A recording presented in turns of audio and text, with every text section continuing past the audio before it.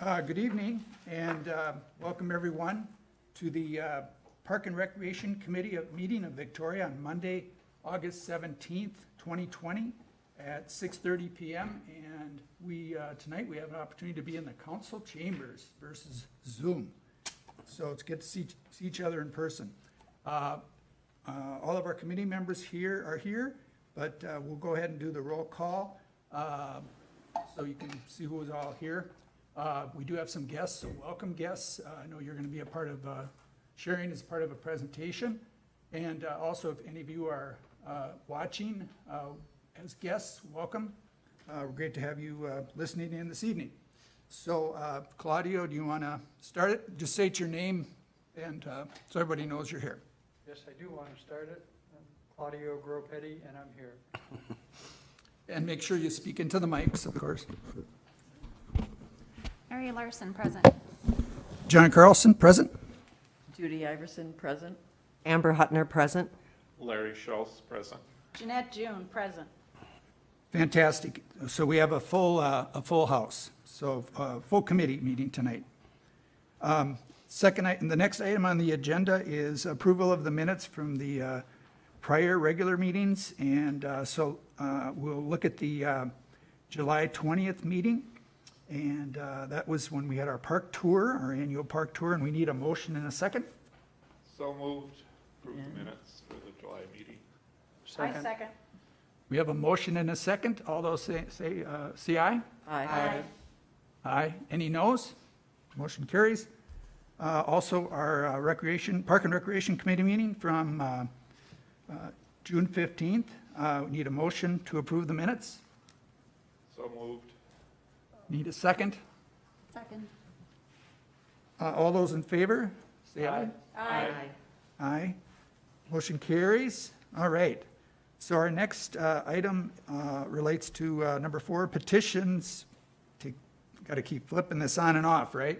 Petitions, proclamations, suggestions, complaints, et cetera, from citizens, committee members, or staff.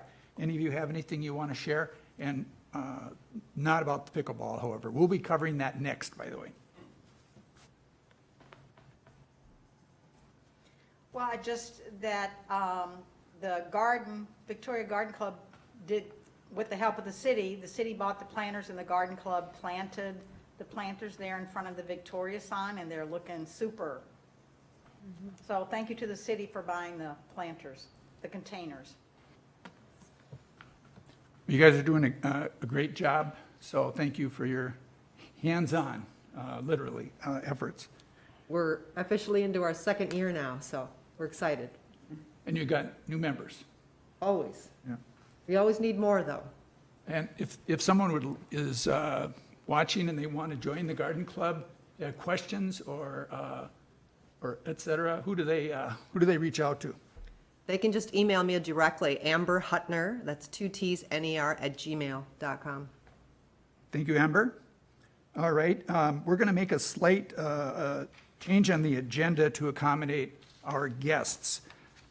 We're going to move number 6, new business, outdoor pickleball courts. We're going to have information and discussion. Jeanette had asked that be on the agenda. And the fact that we have guests with us tonight, so they don't have to necessarily stay, we're going to move that up to agenda number 5, as it were, and then we'll proceed with the rest of the agenda after that. So between Ann and Jeanette, do you want to tee it up a little bit? Sure, I'll start. So Jeanette June, one of our committee members, asked me last week to include this on the agenda, and sent me a lovely picture and indicated she did have some people here that would like to speak about pickleball.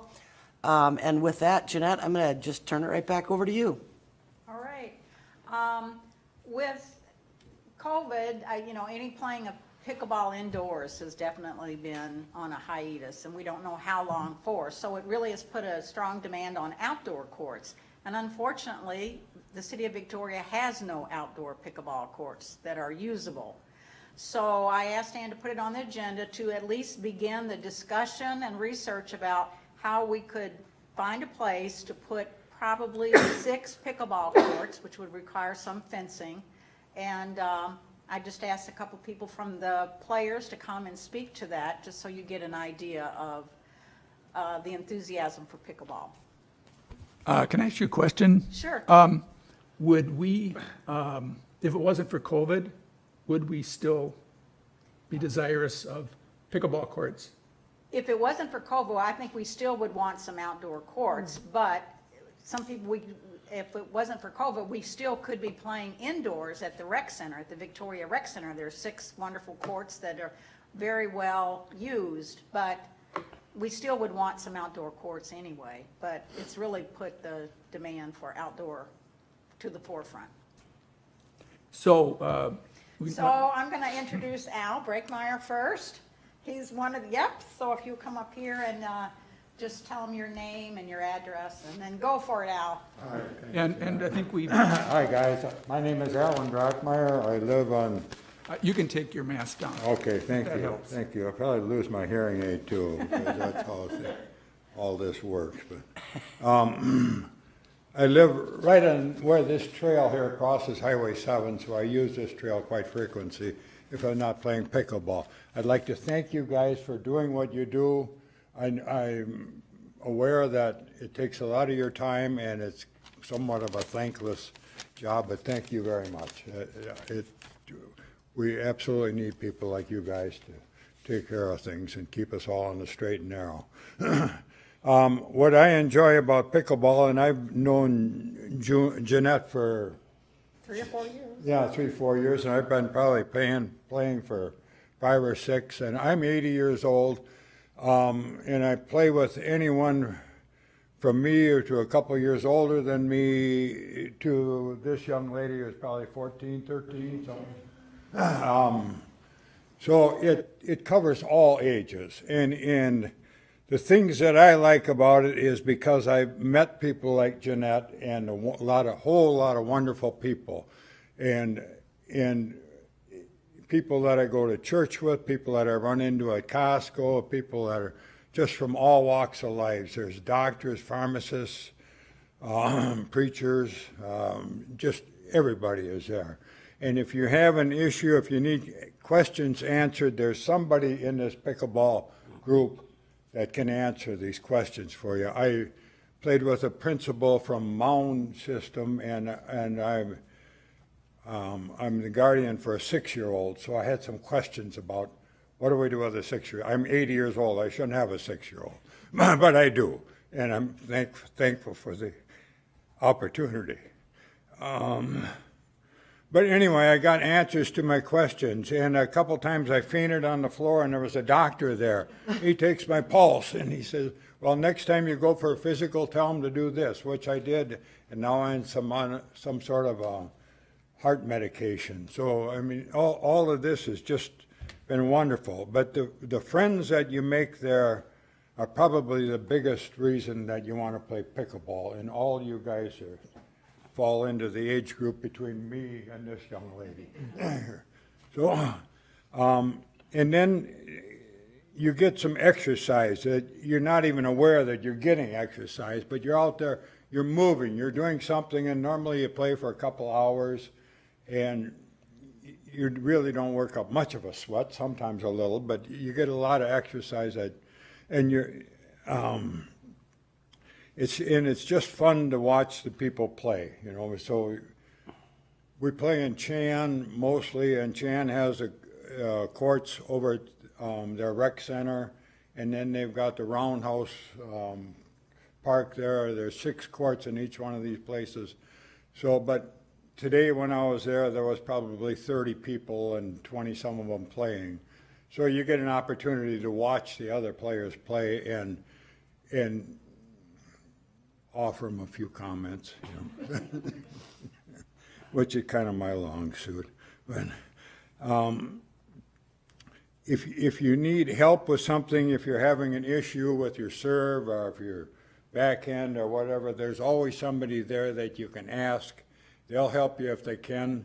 If you don't ask them, you don't want any help, they don't offer it either. Nobody's telling you this is how you should do things. There's just a wonderful group of people. It's gender neutral. Jeanette and I can play on the same side or on opposite sides, and we're basically equal. Well, you and I are pretty equal players. I mean, there's some people that are better, and there's some people that are not better, let's say. There are different levels, like I say, there's different levels of players, and there are mostly everybody just kind of falls in together. If you're a better player, you play with whomever you get. It's not, you're not assigned to anything. You just, who's ever been waiting there has got their paddle in a rack, they're up. So if sometimes you got a better player, sometimes you have a less than better player, I guess. The games are short, so this morning I played for a little over 2 hours. I probably played 15 games. I have no idea how many I won or lost, and it really doesn't matter. I had a good time. And I guess most importantly, nobody takes themselves too seriously. We're all there to have a good time, and we all do have a good time, and everybody says good morning, goodbye, and that's all I got. Thank you very much. Thank you, Al. And when you guys are all done here, we'll have a discussion. You guys will, I hope, stick around, and also we may ask you questions too. All right. Who wants to go next? Okay. Who goes?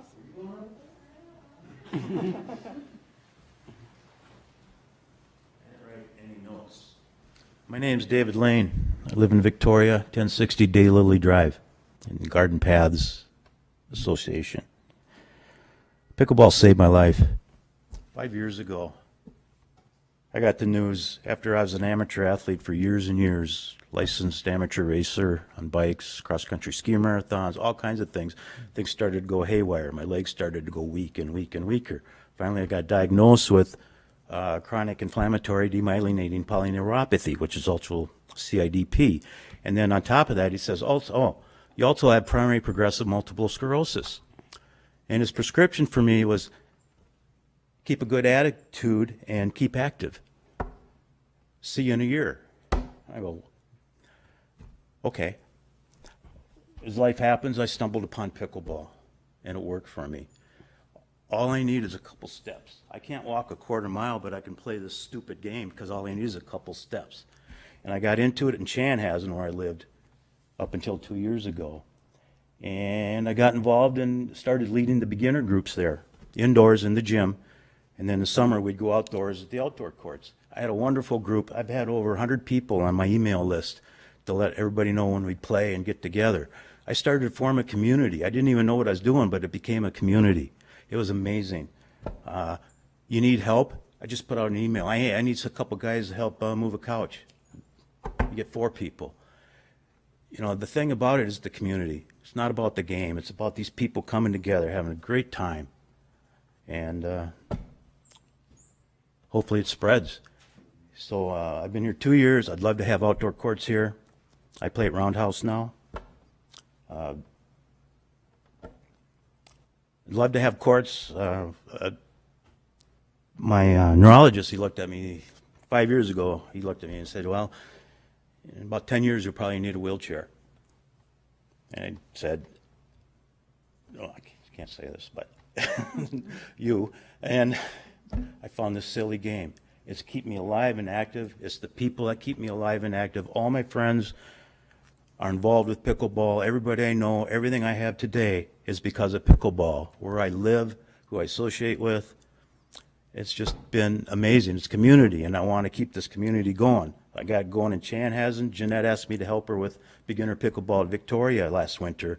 And, you know, I just meet new people every day and teach them this wonderful game and how to have fun. And they do, because I can tell, because they keep coming back. And now we need someplace outdoors for them to play so I can keep this community, help keep this community going. So help us out. Thank you. Thank you, David. Thank you so much. Okay, Ava.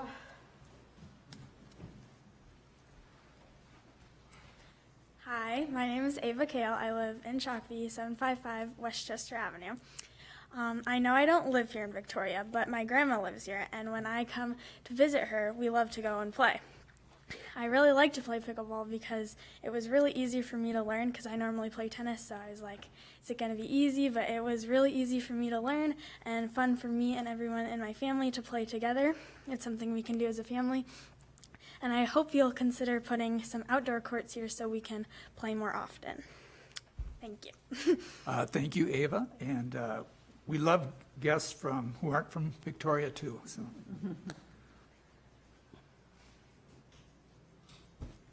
Yeah, so that's it. Yeah, the rest Okay. is, they're all connected. That's family. Well, thank you, Al, David, and Ava. Ava, you helped us appreciate the fact that this is for all ages too. And David, you helped us see the value of the health, and both you and Al helped us see the value of community building, which is a part of I would say is a part of what we want Victoria to be, is a sense of community. Jeanette, do you want to go ahead further then? I know we had received some presentation materials, and then we can open it up for some Sure. discussion, and we Ann, can you ask wanna these questions. Go through the material that you brought so graciously put together. I sent her a picture of Starring Lake, and this is an example of the community. They built 8 courts there by Starring Lake, right across from Flying Cloud. What you don't see at the end of that, there's a walkway in the middle, and between there's 4 courts on either side. At the end of that is a tennis court. So then there's also room for tennis, at the end. So it's really a multi-sport complex. And then on the side that you don't see in the slide, there's sand volleyball. So they really made a nice sport complex there. And that was developed with the help of the Twin City Pickleball Club, which has over 800 members. The Lions Club also helped with that. And it was quite the deal to get that put together. But that is a marvelous site at Starring Lake. So that's what I would really like to see happen here in Victoria, because it's a community sport, and it'd be nice if we included like a tennis court at the end and the sand volleyball at the other side. It's really a place where people come together and are active outdoors. Okay. Did you have more? Yeah, let me see if I can go through.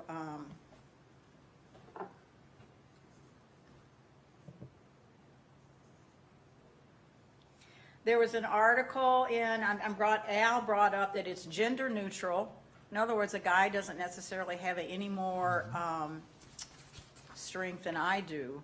Obviously, if he's 20, he does, but it generally doesn't matter. You can play men's doubles, you can play women's doubles, you can play mixed doubles, and you can also play singles. Obviously we don't play too much singles, but there are singles. The sport is one of the fastest growing in the United States. I couldn't tell you how many. Ellen DeGeneres is now playing pickleball. The quarterback for some football team is now playing pickleball. So it encompasses all ages, all skill types. And it's a way for families to play together. As I said, I've played with Ava and my daughter Lori and my grandson John. They come over and say, well, let's go play some pickleball. But we go to Chan because there isn't an outdoor court in Victoria. So lots of things. I think it's gaining in popularity because it's easy to learn. It's very much a community-based sport. People talk. It's not like in tennis where you have a court, like people show up and they've got the court reserved for 4 hours, or an hour. It's just called open pickleball. So 4 people will play. If there are a lot of people waiting, all 4 of those people will come off, and we line up our paddles and the next group comes out. So it's very much a rotation. You don't have to have a partner. You show up by yourself and you just put your paddle in the rack and you go up and play when you're ready to play. So those are some of the things I think. I think I mentioned last year that last summer there were 35 outdoor courts put in various cities around the metropolitan area. So the saying is, if you build a court, people will show up.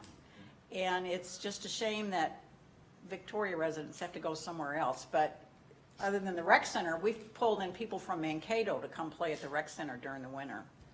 So because they've learned that group and the skill level and that, so I just think it's not a cheap endeavor. If you looked at some of one of the pictures is of Roundhouse.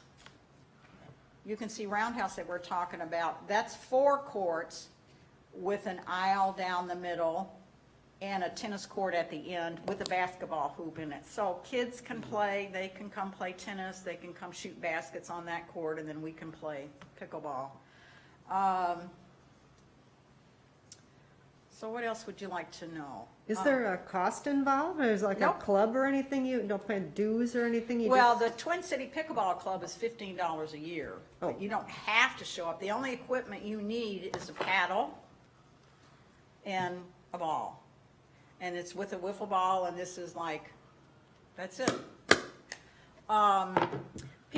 The rec center has paddles that they let you use, but most people, we tell them, you can go to Dick's Sporting Good and probably buy a paddle for $25. So, and people usually have brought their own balls to play. So you don't have to be a member of the Twin City Pickleball Club to play. We encourage it because the club has quite a few things to offer, like competitions. People play at the pro level. There have been tournaments in California and Naples, Florida, where 2,000 people went to play in a tournament. They're sponsored.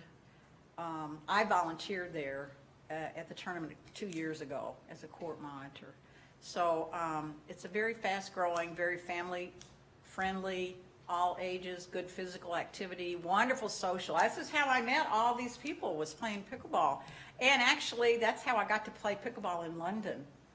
Because somebody at the court showed up, we went to Kansas City for a festival, and there was somebody there from London, and I said, I'm going to be there in 2 weeks, can you hook me up? Oh, sure. So when I was there 2 weeks later, I played pickleball in London.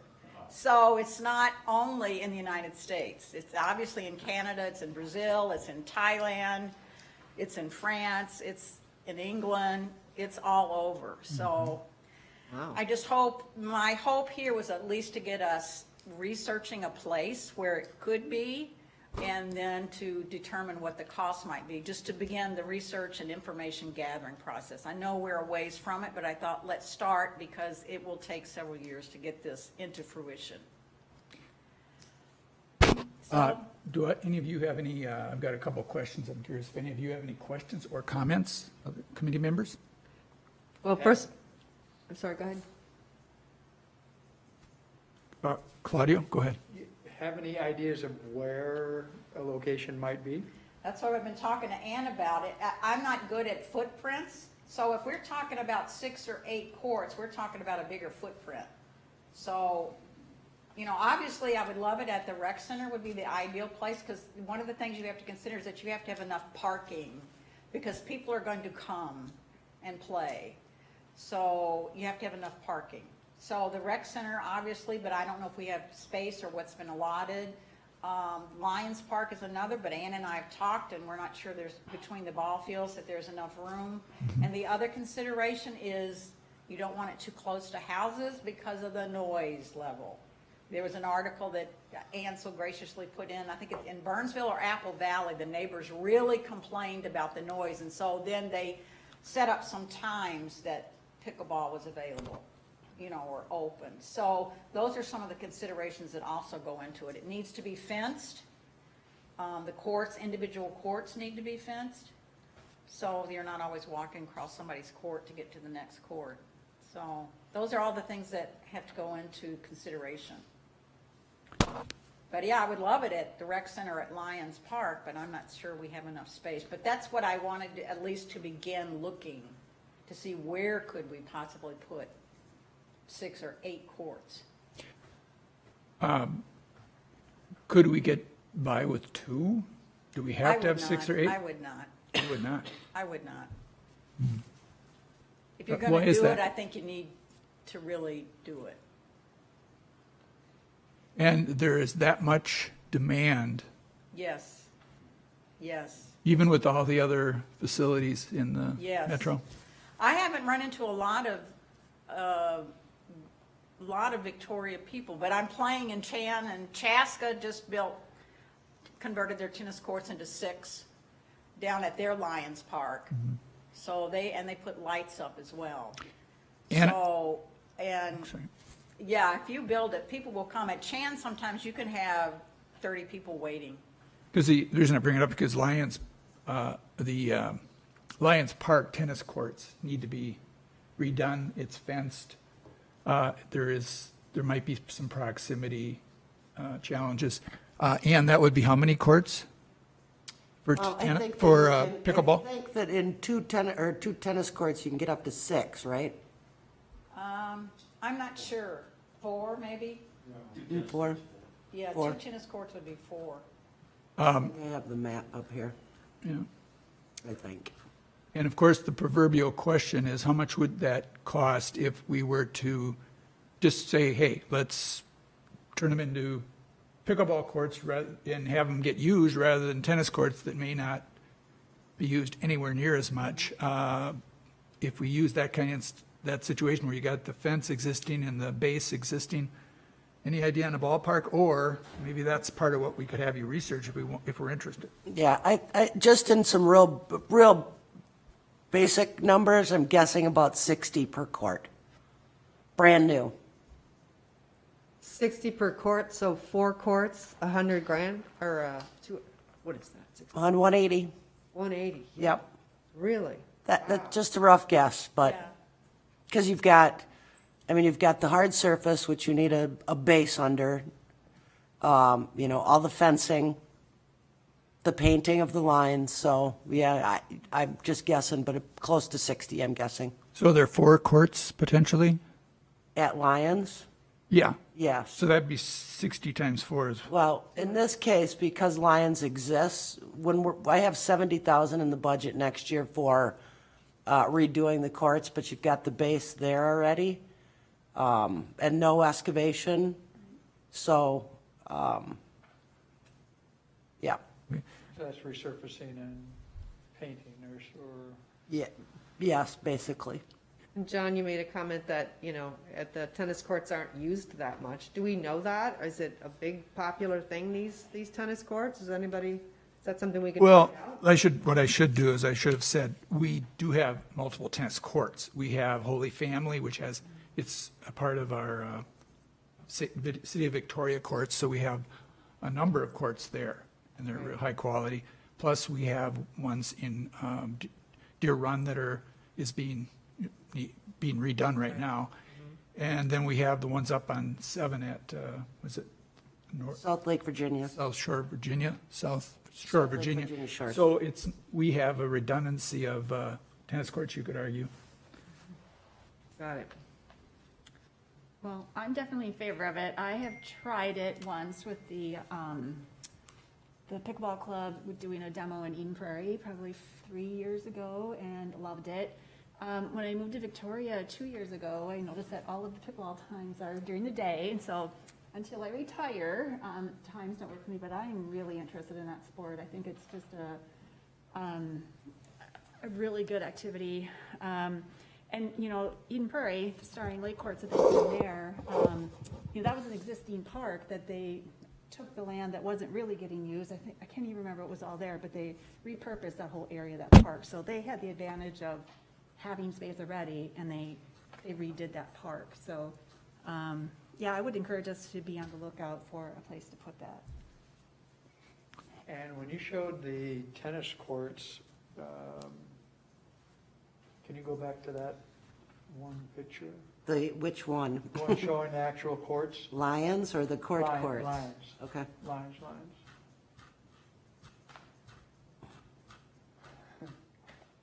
Got a lot of information in here.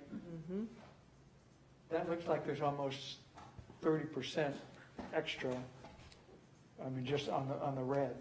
So, that, when you said 2 courts per tennis court, is that counting the dead space? Or if you looked at the additional dead space, could you think you can get another 1 or 2 courts in there?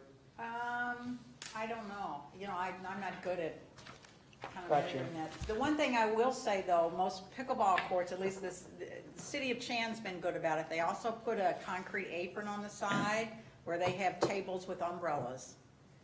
So, I mean, it's not just put a court in, you know, because then you've got fencing and each court is fenced separately. So fencing ends up adding it, but the amenity of some tables and umbrellas there just is another amenity that, What are those round circles, Ann, behind the play- courts or, This guy? Yeah. That's a playground?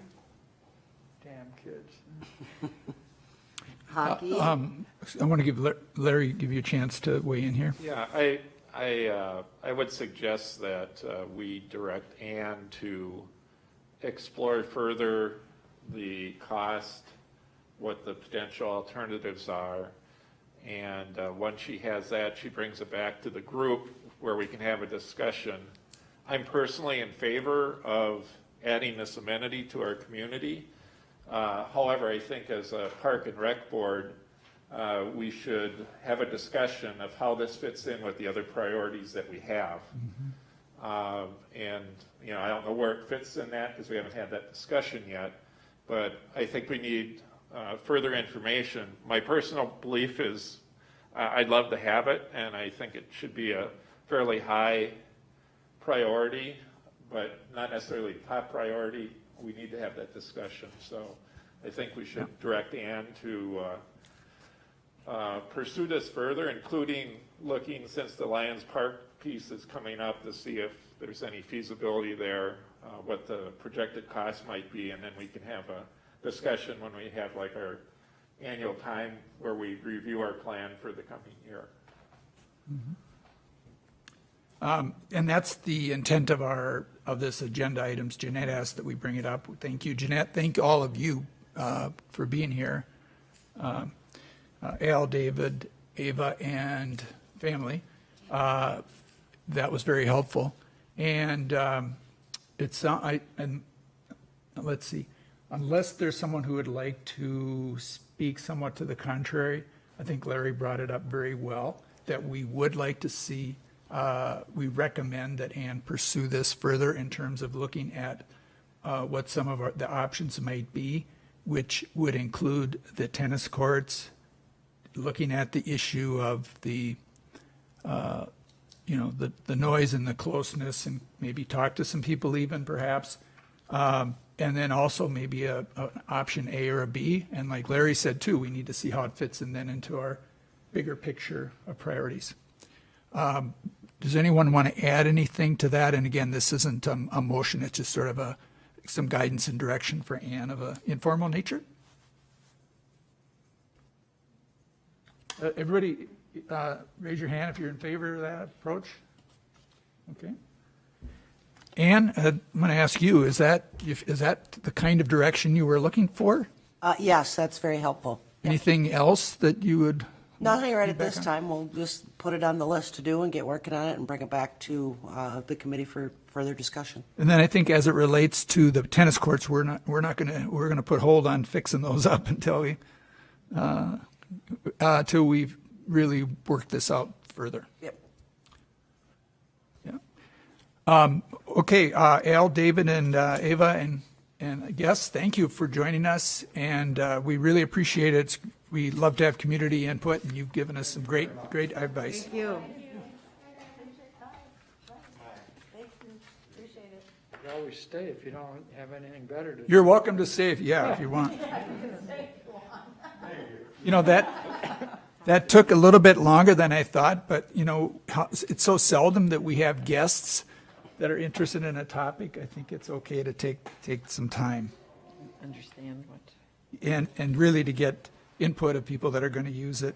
And I've been exposed to pickleball in Eden Prairie, and Chanhassen as well. I don't play, but I think I understand the passion and the growth and the dynamics of it. Just can't forget about our trails.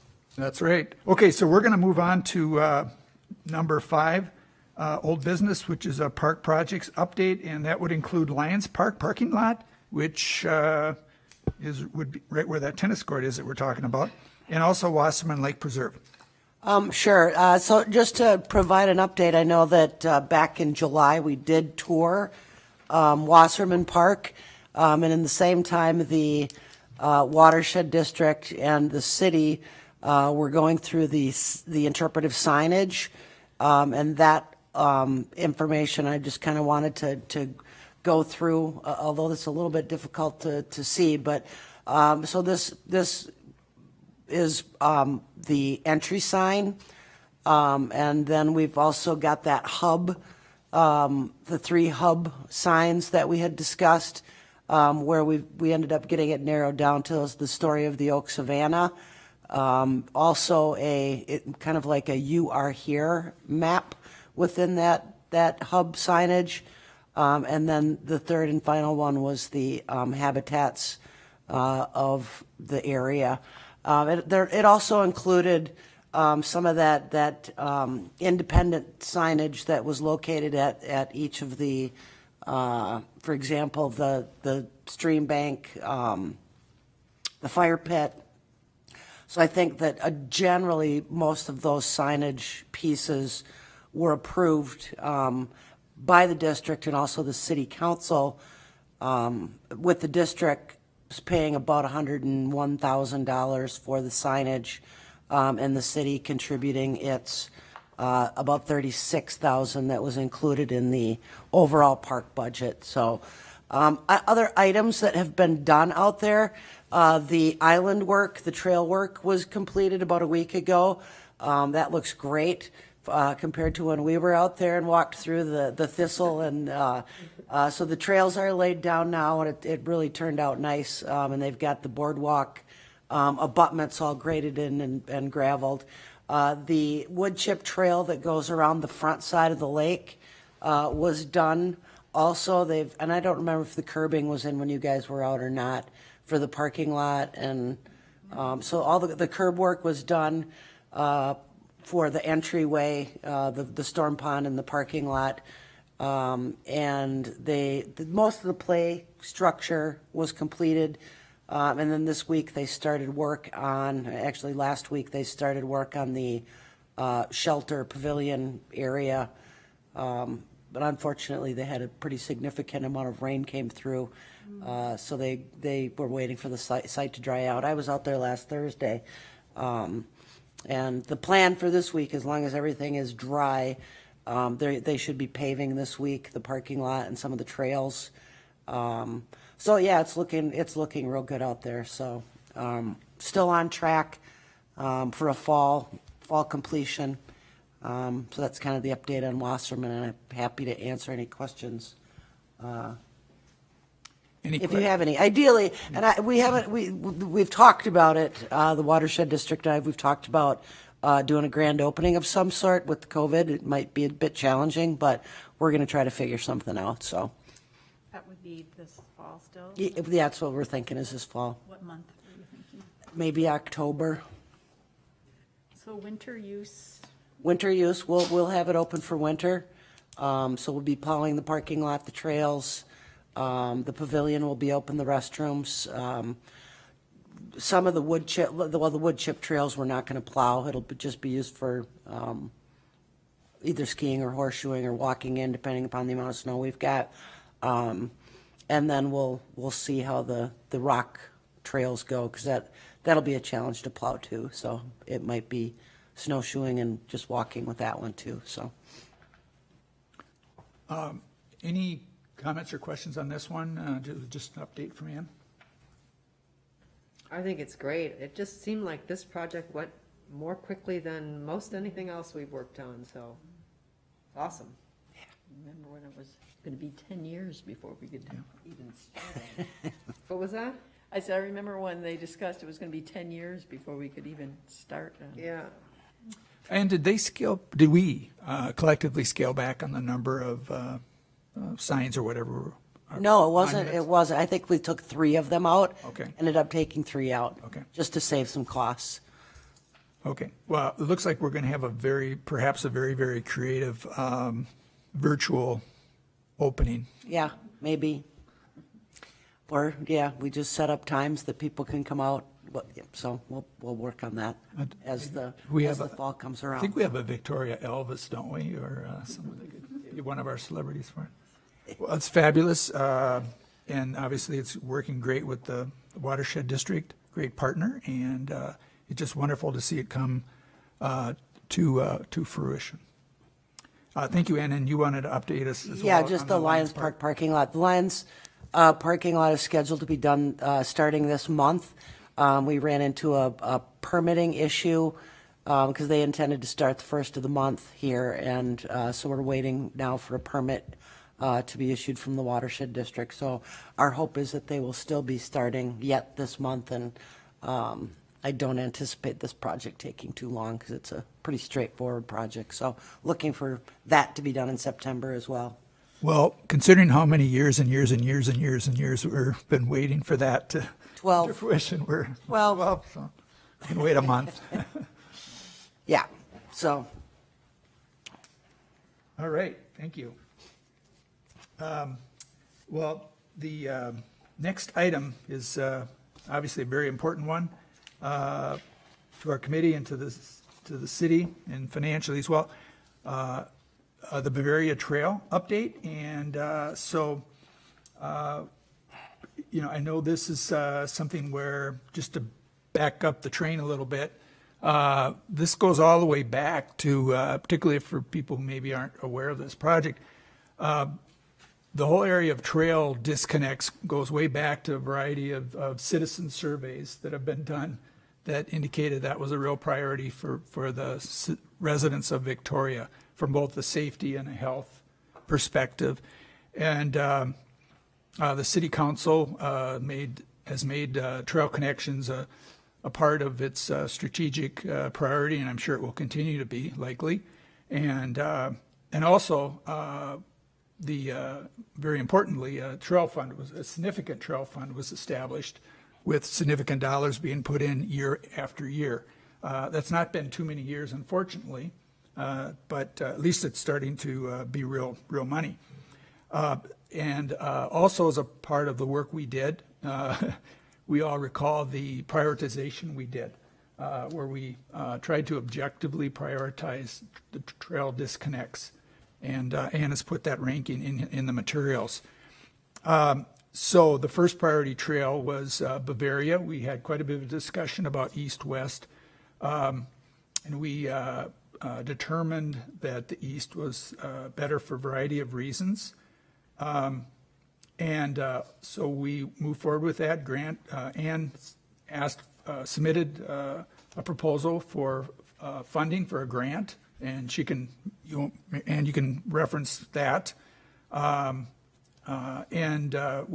city council authorized some funding for some preliminary cost estimates.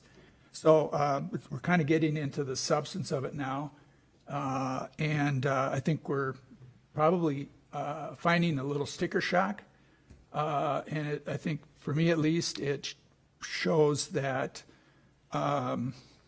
when you build roads with every best intention, but don't put in a trail, it's going to bite you eventually, and the cost of doing that will escalate as time goes by, and you're going to have all kinds of problems potentially with easements and potentially land acquisitions and everything else.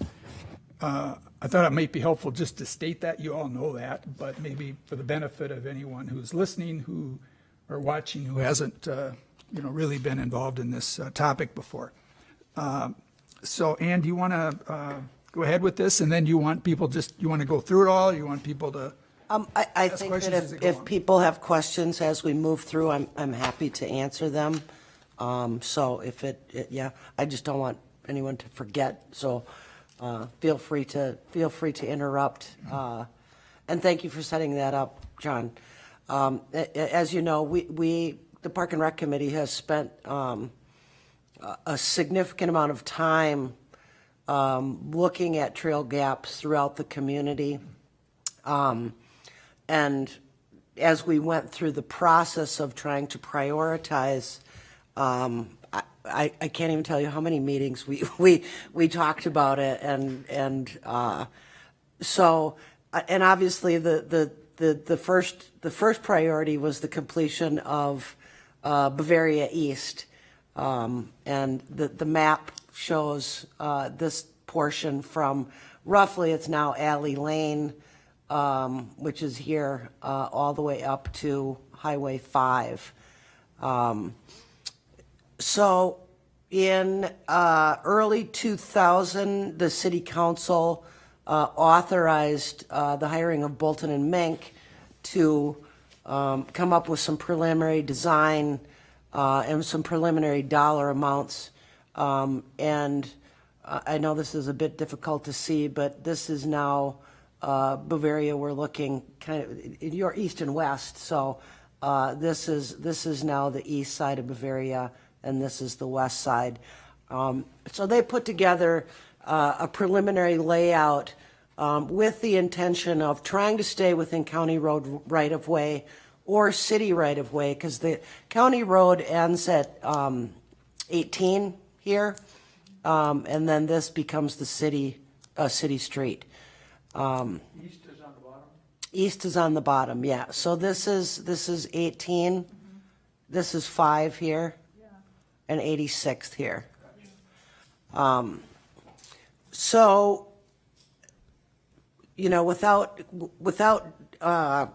really knowing, you know, we've got to do yet more work on the layout once we get past this preliminary look at the trail layout.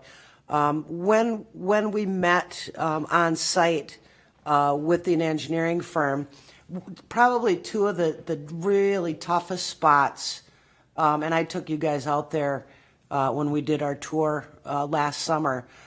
This is Public Works, and then this is the tree farm. Yeah. One of the thoughts was, instead of trying to deal with the ditch system in this spot, because it's challenging and there's minimal county road right away here, I suggested we just take a look at bringing it up along in the property to just see what that cost would be. And that as you look through your documents, that alignment A, alignment B, where you come up with a total estimate for the trail right now between the A is, or I think it was B, the yellow line here is the 833,000, and then the pink, which is actually was going to require significant retaining wall and possibly regrading of the ditch system in its entirety, then jumps that price up to 1.13 million. Wow. Yeah. And again, these are some very preliminary numbers. One of the things that you know, when we were talking about this was from the Park and Rec Committee meeting back on in January. We talked about the estimates that they had given us preliminary, and so looking at both sides, we had them look at both sides, and so highlighted is that 545,000 to 1.1 million east side, and 435 to 1.3 million, or 35 million on the west side. So as we look at it, and I know it's sticker shock, I was a little bit surprised myself, but coming up with and remembering that we had talked about this in these ranges, it gives you a really good idea until you start doing the design work and still you laying it out, putting plans and specs together. You really don't know what the cost is going to be. So we use a process where, when we look at the capital improvement program, the CIP, we have done absolutely no engineering whatsoever on those CIP projects. So it's an educated guess. And one of the things that we have looked at, I want to just jump ahead, we looked at some of our past trail costs and estimates, just to get an idea of where they were coming in. So that Highway 4 or the Highway 5, when we put the trail in, $7.19 a square foot, that had very minimal grading to it. It was in right of way, so we didn't have to do easements or acquisition of anything. we'll take 2017, the Cochia and 82nd Street. That was a road improvement, and look what it did to the square footage cost when you do it with a road project. The last one that we have is the County Road 18, the Lions one that we just put in this year. That came in at 929. Again, there was no right of way or easement acquisitions. It was a fairly straightforward project. And then in comparison, I mean, all we've got is an estimate right now on the Greencrest sidewalk. That one is going to require significant retaining wall and grading, and look at that at a $34 a square foot. And again, Bavaria East is that $20.14 a square foot. Again, just a preliminary estimate. And then I wanted to show the Arboretum Trail that's coming from 41 through the Arboretum. But this requires about 1,000 feet of boardwalk, but that's at $91 a square foot. So until you start getting into these projects, especially the trail gaps that we have identified, they're all, a majority of them, along county roads that have ditch systems, private property issues in other areas. So until you start really digging into the meat of these, it's kind of a crapshoot of where you're going to land.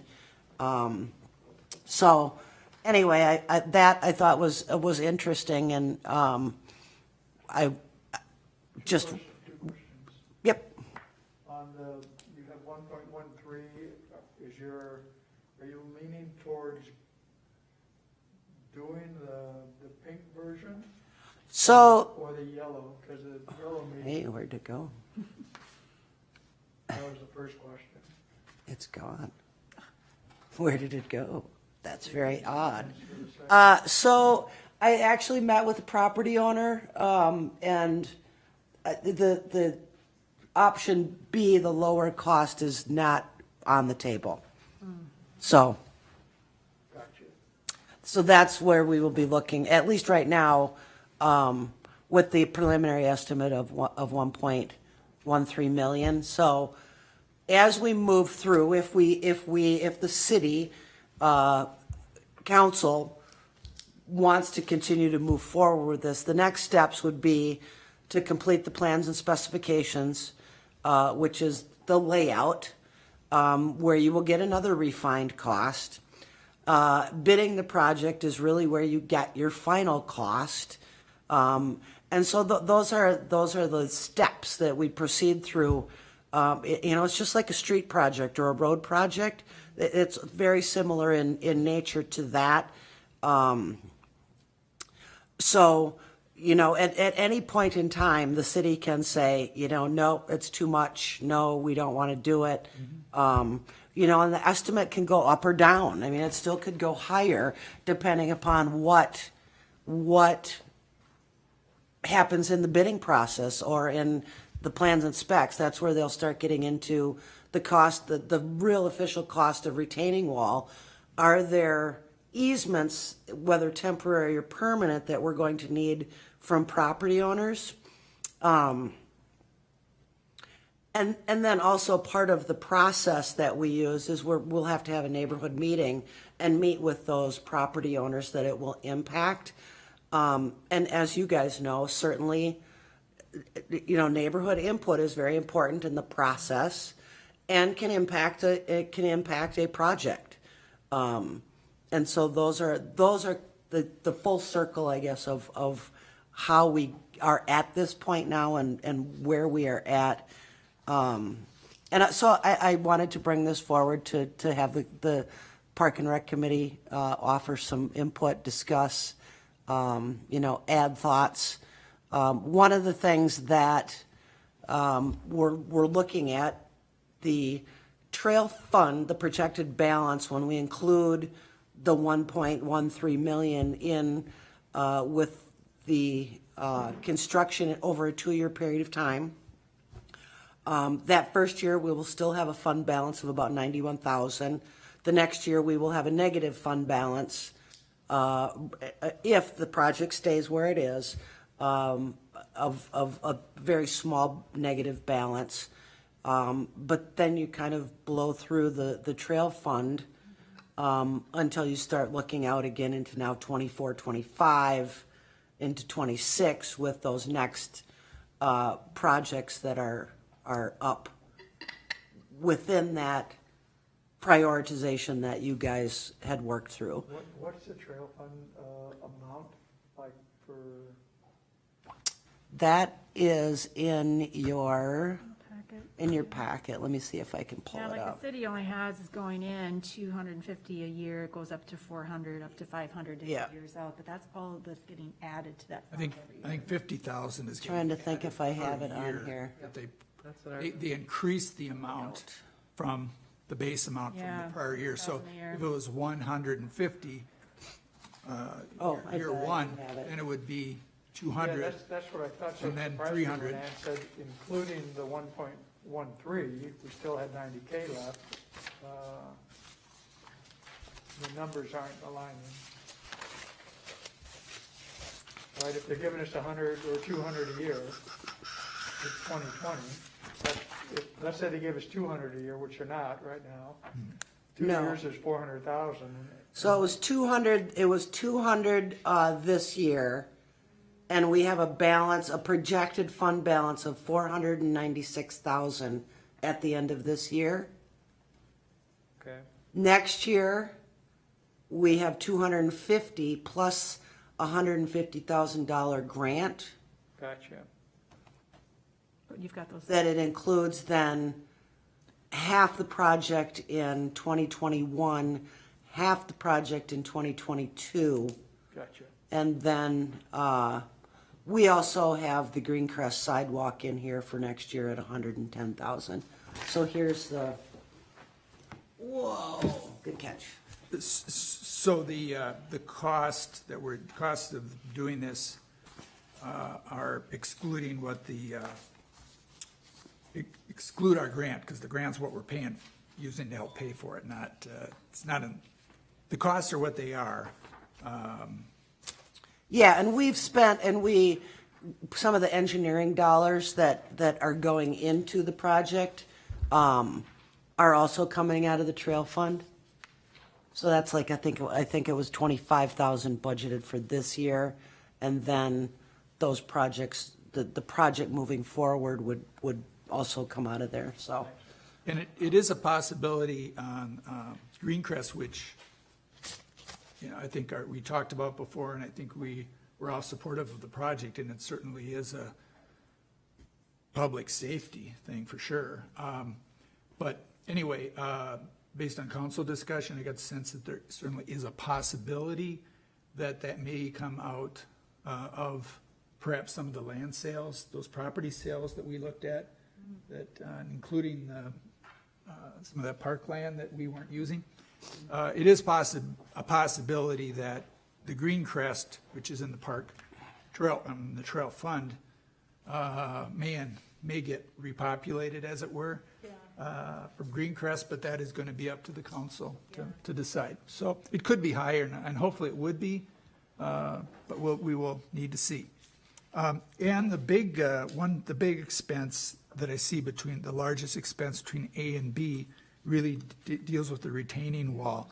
And is the retaining wall driven by, and you maybe stated this already, so I apologize, but is it really driven by the fact that I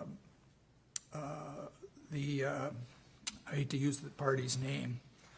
It's driven by rural section roads, which is ditch systems instead of curb and gutter. So you will see it when you drive that road, you can see some areas that have curb and gutter in them that make it a lot easier to install a trail, because there's also stormwater pipes that are part of that, where you get into the rural road section ditches, which are a significant portion of both sides, east or west. So you've got minimal right-of-way to place it, the ditch system that you have to figure out a way to grade it, and you can't put a trail over the top of the ditch. So you have to figure out a way to fit it within a certain footprint, and still deal with that ditch, which a lot of times will require a retaining wall to support a trail. But the training wall isn't in alignment B, and and it's in A, and is that because B would have required the Yes, and the party that owns that land, part of the land along here, to allow us to go deeper into their property, as it were? yes, Public Works and that, and there may be, once you get into the, like I said, once you get, the next step, we go to plans and specifications, you'll get greater detail of what will be required or needed in the field, and it's quite possible you're gonna need retaining walls along other sections too. It depends on where that right-of-way line is. So, you know, and one of the things that, and I, you know, I know you guys spent a ton of time on it and, you know, provided direction, and I don't want to dwell on, you know, what if, and what if we do this, and, you know, when you look at, within your packet, I put together or Kara, the city engineer, put together, you know, all our future trails, and prioritization of them. And, you know, based on what we came back with in this one, you know, we made some adjustments to those costs going out. And I think I've got I want to just show you a little, the spreadsheet that was included in that. So this is the, you know, our prioritization. Yeah. And so if you go down here and use, so you can see what the numbers are at $20 a square foot. So if we go in and put, you know, because we don't know what they're going to be, they could be $30 a square foot, and look what happens.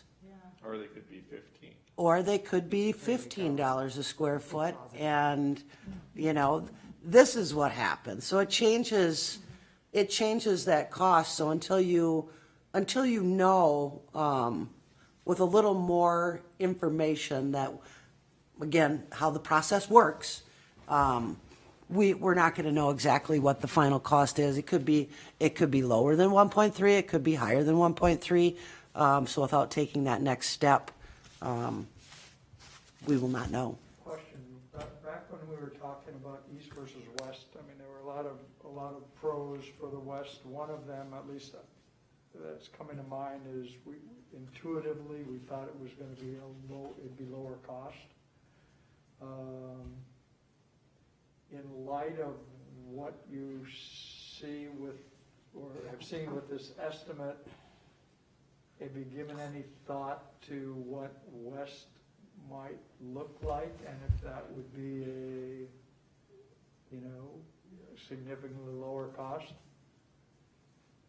And so we obtained an estimate for them to get us a preliminary cost. I think it was about $3,600 to get us what we have today on the east side. If you go back to our meeting, this was from the engineering firm that's doing the work.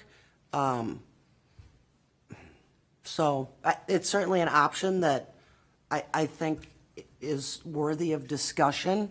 Again, I anticipate probably very similar costs. And wasn't the issue, if I recall, on the west side is that there was a lot more right-of-way or private property owners we'd have to acquire the property from? There's a lot. Retaining walls and- There's a lot of, you still have the ditch system on that side, plus there's some fairly significant landscaping, especially on the north side, from 80 County Road 18, as you go that way. So, Also, would the grant still be able to be? it's unlikely that the grant would be able to be used for this, if we switch sides. If it changes significantly, which this is, Yep. it's unlikely that we would get the grant.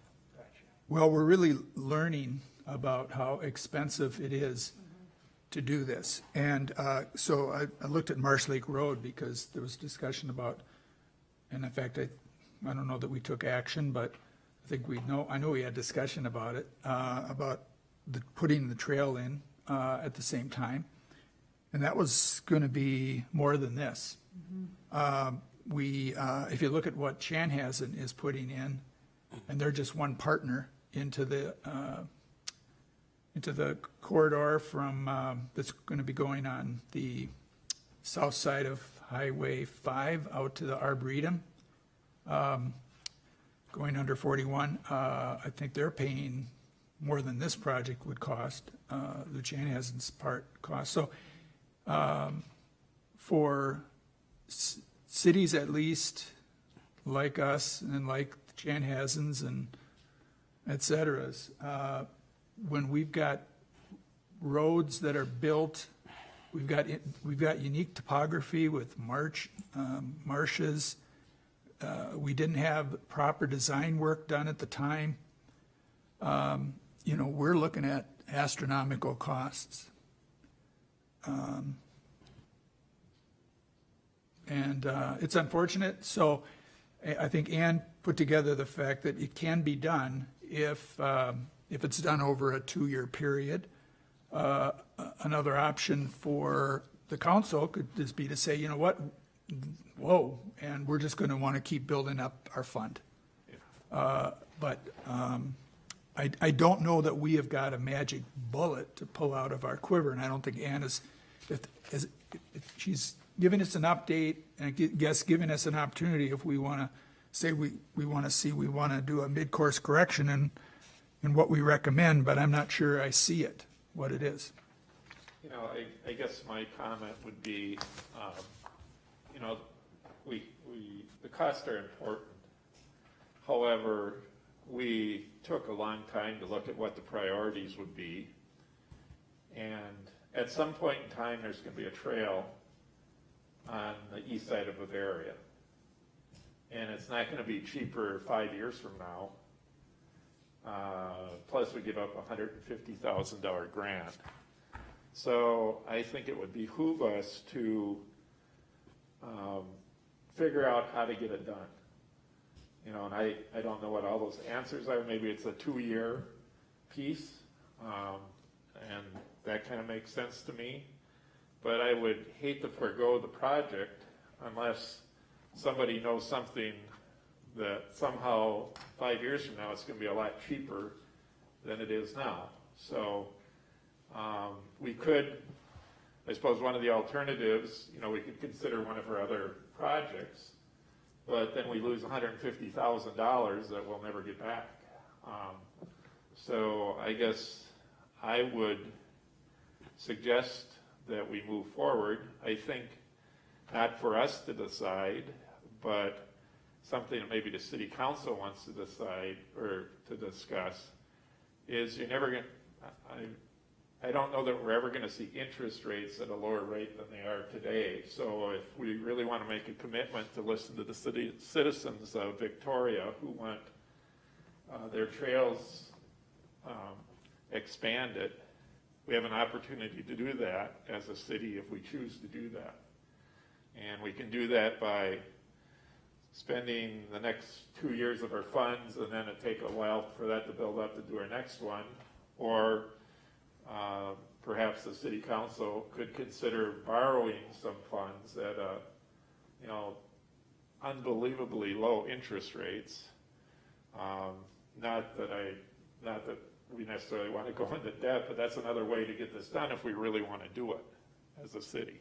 So I would suggest that we continue with the project, continue to look at ways that we can, modify, reduce, but focus on what we set out to do, which was to get this trail connection done, because at some point in time we're going to do it anyway.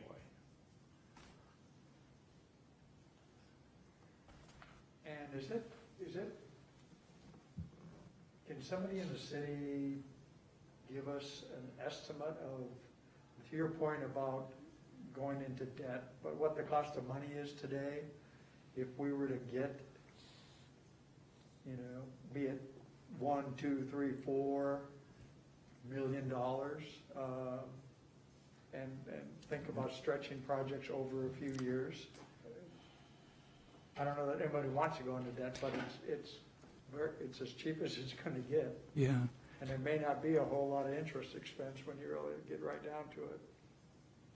I think there's only so far we can take it. I do think that certainly that kind of point is a valid point and is one that is a good one for the city council. And of course, the city council needs to look at, with obviously the staff being very involved, city manager, finance staff, and to look at, okay, how does this fit in the overall umbrella of everything else?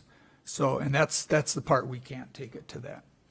I'm not talking about overstepping, I don't, to put together a plan, I don't know what kind of obstacles, I don't have a good feel for what that would cost us. And it's not the intent to propose that we, go and float a grant, but it's an option that may or may not make sense once we look at it. And even if we did propose something, the city council would tell us what we're gonna be getting, because it's not our place to spend the city's dollars. But I'm just curious I like to know when I'm looking at options, what the costs are associated with the options, because it may make sense or may not to even throw it out there. I mean, but I'll leave it to the rest of the group to decide if. Well, it's a legitimate point because Marsh Lake Road was bonded for, and the trail could have been bonded for. The city council had that option to consider. So it is in their toolkit. It's just a matter of if they would like to exercise that as a piece of the, one of those items in the toolkit. Well, my reaction is, was like, yikes, that's a lot of money. And then I go back to what the residents said they wanted was complete the trails. And we spent a lot of time prioritizing which trails, which one, where can we get the most bang for our buck, looking at it. And I just think my input is that we keep moving forward with the Bavaria East Trail. And then if we need to spread it out over 2 years or, have it done in phases, do this section this year and the second section in another year so we don't completely deplete it. But yeah, it's too bad that it's coming in, but if we delay it, it's just gonna cost us more money. And I just keep going back to what the residents said, which was, we want trails. We want the trails.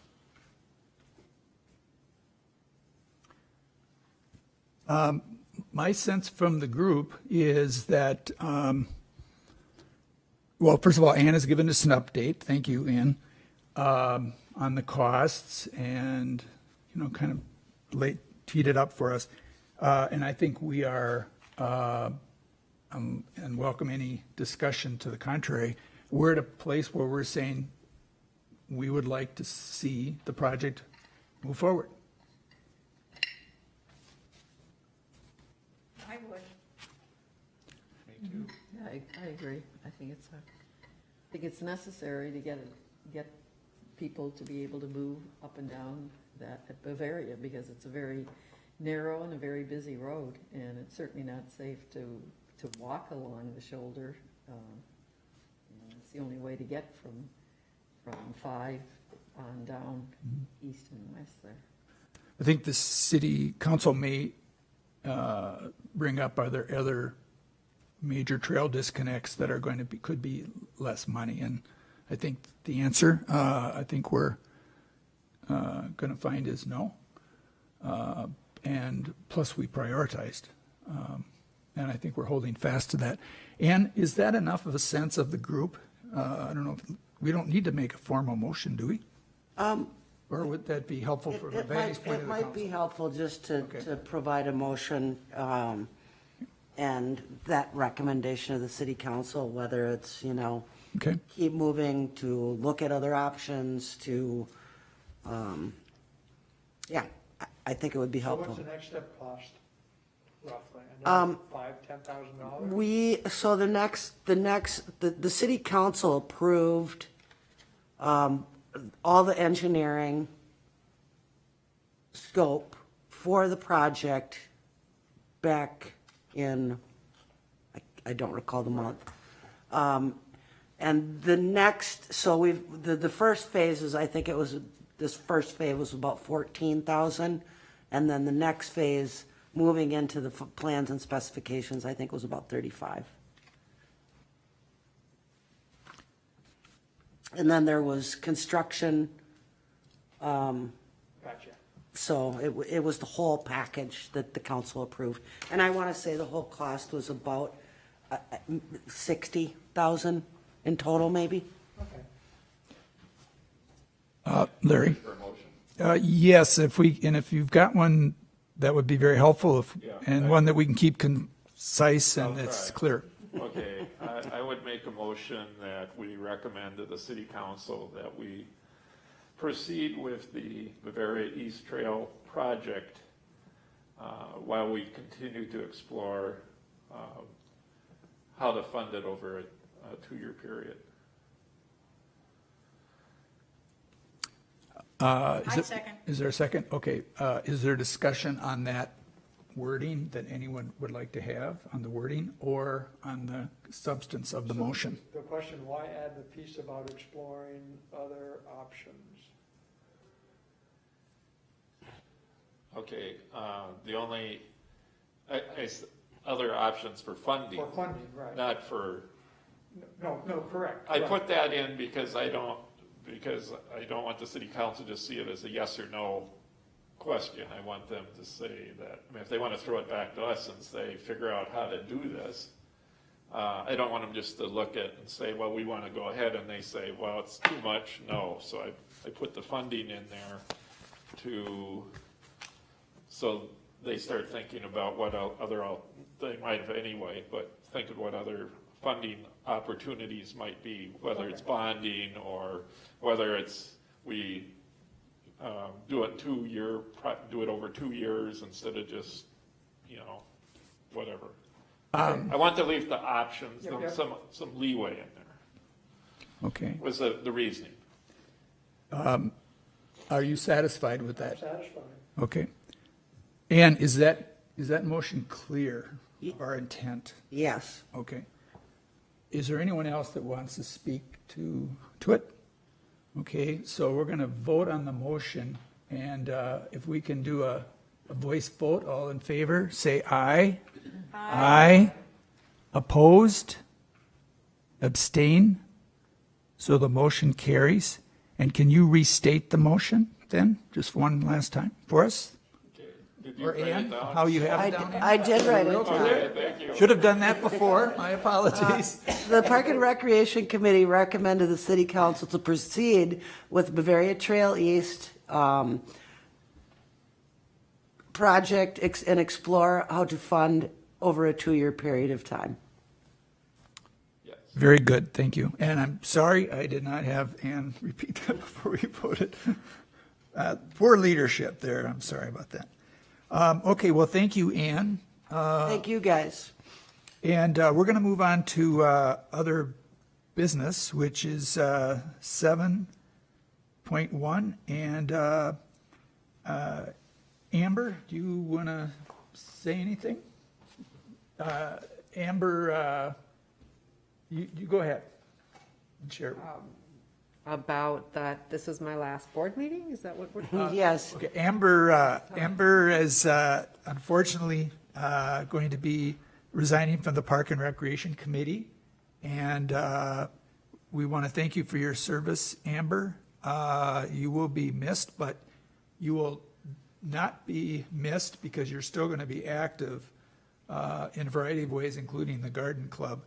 But we're going to give you a chance to kind of just share the news, because I think you've got some good news for yourself personally too, involved in that and your Yeah. intent. Thank you, John. I've loved being on the committee here over the last 3 years or so. And I just have an opportunity to take a job. I teach yoga, so I have a couple of classes that came up for on a Monday night that I can't pass up. And so I can't be here and instructing people in yoga. So I had to unfortunately resign, and I didn't want to have to do that. And I'm going to stay in touch with everybody, especially through the Garden Club and the Preserve now that we have with Wassermann, all these wonderful projects we've been working on. So it's been my honor to be part of this group, and I think y'all are doing great work and continuing to do so. Thank you. I know this is kind of corny, but could we give Amber a hand? Well, I'm glad for a mask so you can't see me blushing. Well, I thought about we should do a cake, but then, I thought, oh, no, we can't No. blow out the candles, Thank you, Amber. It's been a pleasure to have you on the committee, and I will miss you as well. But I will still get to be involved with you in the Garden Club. So thank you.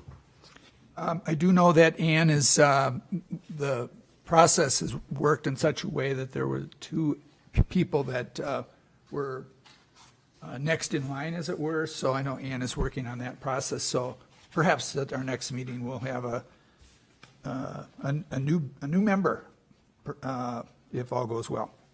So, Ann, do you want to go forward with Recreation Center memberships and et cetera update? Sure. So with the rec center, we opened back up on June 15th, according to the governor's orders or executive order related to COVID. We reduced the capacity within the facility and also reduced some of our hours over the summer. All memberships, people were reactivated if and when they came back in, starting June 15th, and then all memberships were activated on August 1st. Because we can't keep these on the books forever and ever. I know people have wanted to not cancel, but we can't wait. So, which unfortunately, and I get it, that there are people that still are not comfortable coming back in. So it's not surprising that we have lost a few members, and I anticipate that we will continue to do so. And especially I'm getting a tiny bit nervous about winter. But there's a lot of people that are outside right now. At least they're staying active, and I know generally all the people that have canceled their membership have said, we are sad to leave, but we'll come back when it's safe to do so. And I know at one of the last meetings you guys had asked about the visits and the comparables. So I provided those for you. And our memberships always fluctuate because we pick a date out.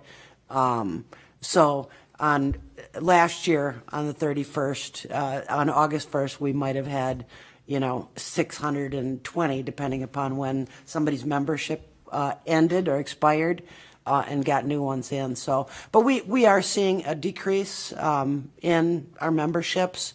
I think I've read some national reports that are suggesting that up to 25% of people that use gyms will not return, and they may never return, depending upon how this plays out. So we're going to continue to monitor it. Right now, what we do is we have people register through a program called Acuity. Right now, our max capacity in the gym is 20. The fitness center, it's 25 in the walking track, and that's per hour. Our fitness classes continue to be outside and also virtual. We're still holding some virtual ones.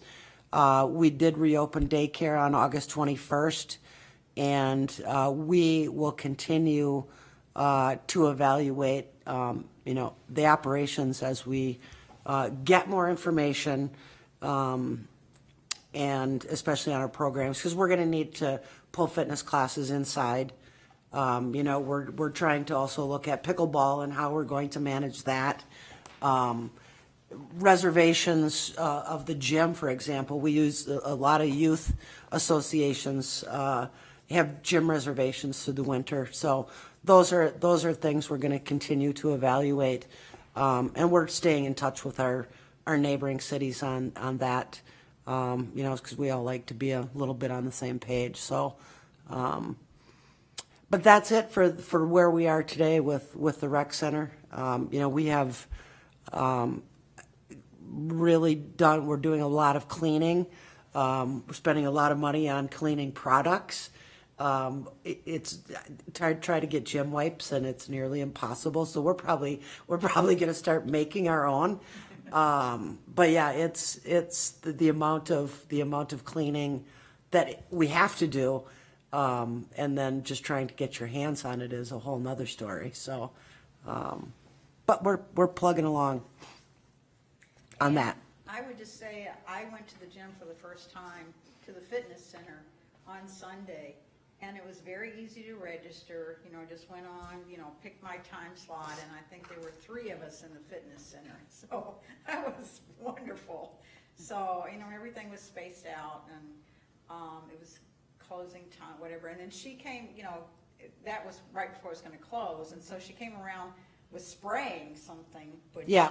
Yeah. So. Yeah, we've got a electrostatic sprayer that we're using for the equipment, for bathrooms, for those, like all the equipment that we have in the facility too. So we're going through. I felt it was very well marked. I could see which door was supposed to go in, which door was supposed to go out. This is one way, go only on this side of the steps. So I felt very comfortable. That was a Sunday night? Sunday, no, it closes at 4, so. Oh, Sunday so afternoon. it was like 3 o'clock.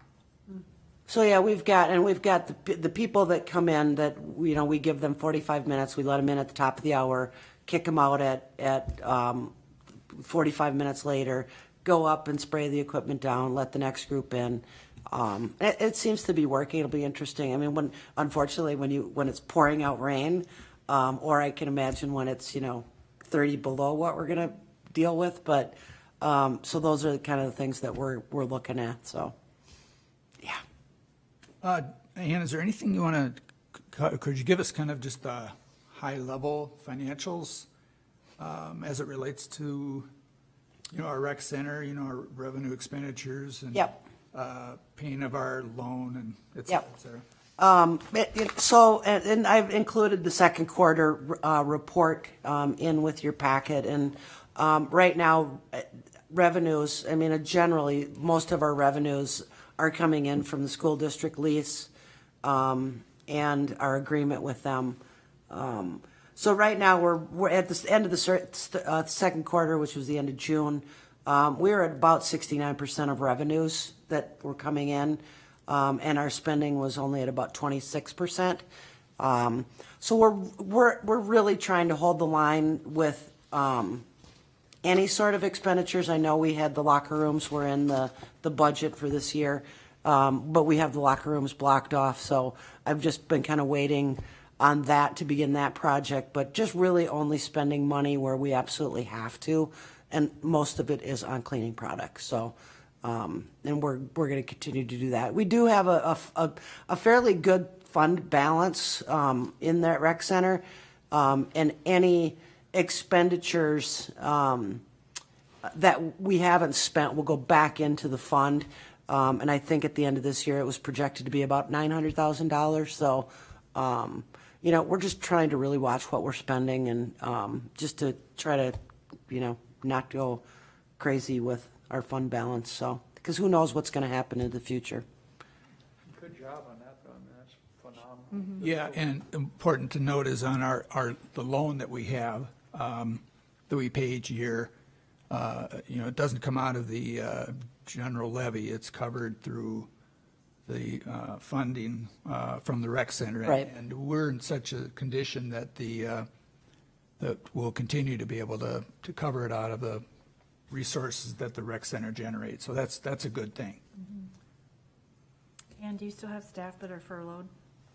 All the staff that are coming back are back. I've lost four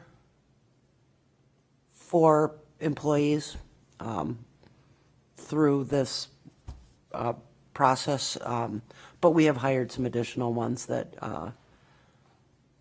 will have started, and then we'll. So far, so good. But we lost 4 people, and a lot of it was due to COVID. Or they chose not to come back? Yeah. Yep. Okay. Thank you, Ann. Also, Ann, you provide some great articles as usual for our reading. So it was nice to read about the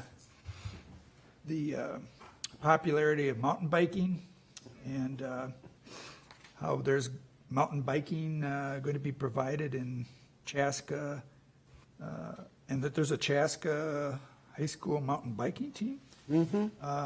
And that there's going to be is a mountain biking trail being put in Three Rivers, Carver Park, and also one in Chaska. I think I know where that area is. So that's a nice recreational opportunity, and it doesn't have to be a part of our operation. And, was referencing on the report regarding the rec center, and I guess, I think the one thing we have going for us in the long term is the rec center is a bargain. And so I have a feeling that if we look at the long term, that's a distinct advantage, competitive advantage, I guess you could say, for the long term.